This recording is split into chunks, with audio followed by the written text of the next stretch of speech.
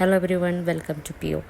So ഇന്ന് cycle ടവറിൽ നമ്മൾ റിലേഷൻഷിപ്പ് ബ്രേക്കപ്സിനെ കുറിച്ചിട്ടാണ് സംസാരിക്കാൻ പോകുന്നത്. അപ്പോൾ ഈ റിലേഷൻഷിപ്പ് ബ്രേക്കപ്പ് എങ്ങനെയാണ് നമ്മളുടെ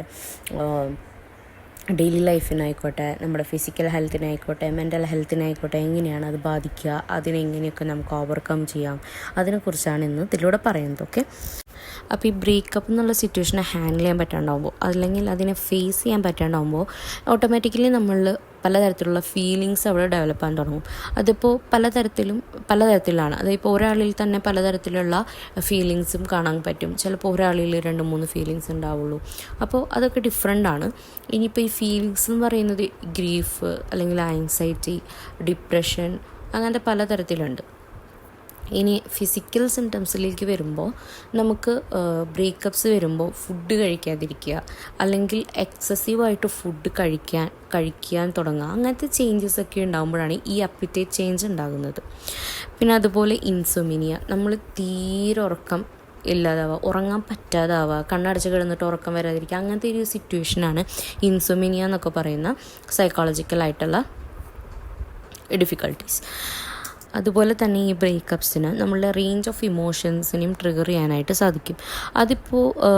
അത് ഈ പറഞ്ഞ പോലെ തന്നെ ഓരോ റിലേഷൻഷിപ്പ് റിലേറ്റഡ് ആയിട്ട് തന്നെയാണ് ഇരിക്കുക. ഇപ്പോൾ ചിലരിൽ ഈ റിലേഷൻഷിപ്പ് ബ്രേക്കപ്പ് ഉണ്ടാകുമ്പോൾ സാഡ്നെസ് ആയിരിക്കും കൂടുതലായിട്ട് നിൽക്കുന്ന ഇമോഷൻ, ചിലരിൽ ആങ്കർ ആയിരിക്കും, ചിലരിൽ ഗിൽറ്റ് ആയിരിക്കും.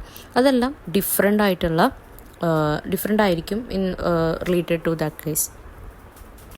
ഇനി അതുപോലെ തന്നെ നമ്മൾ ഒരു ബ്രേക്കപ്പ് ഫേസ് ചെയ്യുമ്പോൾ നമ്മൾ പലരിലുണ്ടാകുന്നൊരു ഗിൽറ്റ്, അല്ലെങ്കിൽ ഒരു ചാലഞ്ചിങ് എന്ന് പറയുന്നത് അത് നമ്മളുടെ സെൽഫ് എസ്റ്റീമിനെയും സെൽഫ് കോൺഫിഡൻസിനെയും ഭയങ്കരമായിട്ട് അത് ബാധിക്കും. പിന്നീട് അങ്ങോട്ട് എന്താണ് ചെയ്യുക, അല്ലെങ്കിൽ ഇനി അങ്ങോട്ട് ലൈഫുണ്ടോ, അങ്ങനത്തെ തോട്ട്സൊക്കെ ഉണ്ടാകുന്നത് നമ്മുടെ സെൽഫ് കോൺഫിഡൻസിനെ ഭയങ്കരമായിട്ട് ബാധിക്കും. ഇനിയിപ്പോൾ ഡിഫറെൻ്റ് ആയിട്ടുള്ള ഈ റിലേഷൻഷിപ്പ് ഇഷ്യൂസ് ആയിക്കോട്ടെ, അല്ലെങ്കിൽ ഈ ബ്രേക്കപ്പ് ആയിക്കോട്ടെ, അതെങ്ങനെയാണ് നമ്മൾ സൈക്കോളജിക്കലി നമ്മൾ എങ്ങനെയാണ് ഇമ്പാക്റ്റ് ഉണ്ടാക്കുക എന്ന് വെച്ച് കഴിഞ്ഞാൽ, ഈ റേഞ്ച് ഓഫ് ഇമോഷൻസിനെയും ഫീലിങ്സിനെയും ഒക്കെ നമുക്ക് കൺട്രോൾ ചെയ്യാൻ പറ്റാണ്ടാകുമ്പോൾ, അല്ലെങ്കിൽ അതെന്താണെന്ന് മനസ്സിലാക്കാൻ പറ്റാണ്ടാകുമ്പോൾ അത് നമ്മളെ മെൻ്റലിയും ഫിസിക്കലിയും ഭയങ്കരമായിട്ട് ചേഞ്ചസ് ഉണ്ടാക്കും. ഈ ചേഞ്ചസ് ചിലപ്പോൾ നമ്മളിലേക്ക് ലീഡ് ചെയ്യുക ഡിഫറെൻ്റ് ആയിട്ടുള്ള സൈക്കോളജിക്കൽ ഡിസോർഡേഴ്സിലായിരിക്കാം. അഡ്ജസ്റ്റ്മെൻറ്റ്, അല്ലെങ്കിൽ മൂഡ് ഡിസോർഡേഴ്സ്, അല്ലെങ്കിൽ ആങ്സൈറ്റി ഡിസോർഡേഴ്സ്, അങ്ങനെ ഡിഫറെൻ്റ് ആയിട്ടുള്ള ഡിസോർഡേഴ്സായിട്ട് കണക്റ്റഡ് ആവും.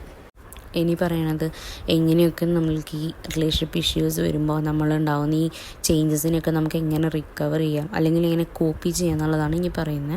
അപ്പോൾ ഇതിൽ ഫസ്റ്റ് എന്ന് വെച്ച് കഴിഞ്ഞാൽ നമ്മൾക്ക് എപ്പോഴും സോഷ്യലായിട്ടുള്ളൊരു സപ്പോർട്ട് ആവശ്യമാണ്. അതിപ്പോൾ നമുക്ക് ഫാമിലി ആയിക്കോട്ടെ, ഫ്രണ്ട്സ് ആയിക്കോട്ടെ, സപ്പോർട്ട് ഗ്രൂപ്പ്സ് ആയിക്കോട്ടെ, എങ്ങനെ വേണമെങ്കിലും ആവാം. ഫാമിലി എല്ലാവർക്കും കംഫർട്ടബിൾ ആയിരിക്കില്ല, പ്രത്യേകിച്ച് ചിലരുടെ റിലേഷൻഷിപ്പ് മേ ബി വീട്ടിൽ അറിയാത്തതായിരിക്കും, അപ്പോൾ അവർക്ക് പറയാൻ ബുദ്ധിമുട്ടുണ്ടാവും.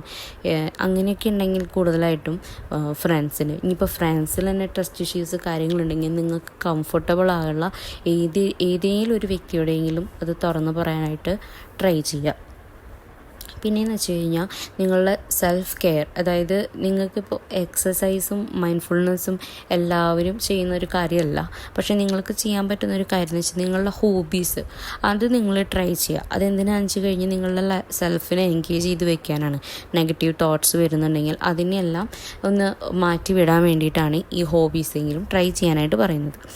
പിന്നെയെന്ന് വെച്ച് കഴിഞ്ഞാൽ നിങ്ങൾക്ക് ഒരു തരത്തിലും നിങ്ങൾക്ക് അതിനെ ഹാൻഡിൽ ചെയ്യാൻ പറ്റുന്നില്ല, അല്ലെങ്കിൽ ഒരു ഫ്രണ്ട്സിൻ്റെ അടുത്തോ ഒരു സപ്പോർട്ട് നിങ്ങൾക്ക് കിട്ടുന്നില്ല എന്ന് തോന്നുകയാണെങ്കിൽ നിങ്ങൾക്ക് സൈക്കോളജിസ്റ്റിൻ്റെ അടുത്ത്, ഒരു തെറാപ്പിസ്റ്റിൻ്റെ അടുത്ത് ഒരു സെഷൻ അറ്റൻഡ് ചെയ്യാനായിട്ട് ട്രൈ ചെയ്യാം. അതുപോലെ പിന്നെയെന്ന് പറയുന്നത് നിങ്ങളെപ്പോഴും സെൽഫ് ബ്ലെയിം ചെയ്യാതെ, അതായത് ഞാൻ കാരണമാണ് അത് ഉണ്ടായത് എന്ന് മാത്രം ചിന്തിച്ചുകൊണ്ടിരിക്കാതെ സെൽഫ് കമ്പാഷൻ പ്രാക്ടീസ് ചെയ്യാനായിട്ട് ട്രൈ ചെയ്യുക. അതുപോലെ ഒരു ബൗണ്ടറി സെറ്റ് ചെയ്യുക. അതായത് നമുക്ക് ഈ ഒരു ബ്രേക്കപ്പ് വന്നതെന്ന് പറഞ്ഞു കഴിഞ്ഞാൽ ആ ഒരു സിറ്റുവേഷൻ നമുക്ക് റിക്കവർ ചെയ്യാൻ വേണ്ടിയിട്ട് കുറച്ച് ടൈം എടുക്കും. ആ ഒരു ടൈം നിങ്ങൾ മനസ്സിൽ എപ്പോഴും കാണും. അതുപോലെ തന്നെ നിങ്ങൾ ഇറിറ്റേറ്റഡ് ആക്കുന്ന വ്യക്തികളോ, അല്ലെങ്കിൽ ആ ഒരു സിറ്റുവേഷനെ പിന്നെയും മോശത്തിലേക്ക് കൊണ്ടുപോകുന്ന ആൾക്കാരുണ്ടെങ്കിൽ അവരുടെ അടുത്തുനിന്ന് മാറി നിൽക്കാനായിട്ട് ട്രൈ ചെയ്യുക ടൈമിൽ. അപ്പോൾ ഈ റിലേഷൻഷിപ്പ് ബ്രേക്കപ്പ് എന്ന് പറയുന്നത് എല്ലാവരുടെ ലൈഫിലും കടന്നു പോകുന്നൊരു ചാലഞ്ചിങ് ഫേസാണ്. എല്ലാവരുടെ അല്ലെങ്കിലും ഞാൻ പറഞ്ഞ പോലെ മിക്കവരുടെയും ലൈഫിൽ കടന്നു പോകുന്നൊരു ചാലഞ്ചിങ് ഫേസാണ്. അപ്പോൾ ഒരു കാര്യം ഓർക്കുക, എന്തായാലും കുറച്ച് ടൈം എടുക്കും അത് മാറാൻ. പക്ഷേ എല്ലാവരിലും നമുക്കത് മാറ്റാനും അതിനെ റിക്കവർ ചെയ്ത് നല്ലൊരു ഹെൽത്തി ലൈഫ് പിന്നീട് ലീഡ് ചെയ്യാനും എല്ലാവർക്കും സാധിക്കും. അപ്പോൾ ഓക്കെ, ബൈ.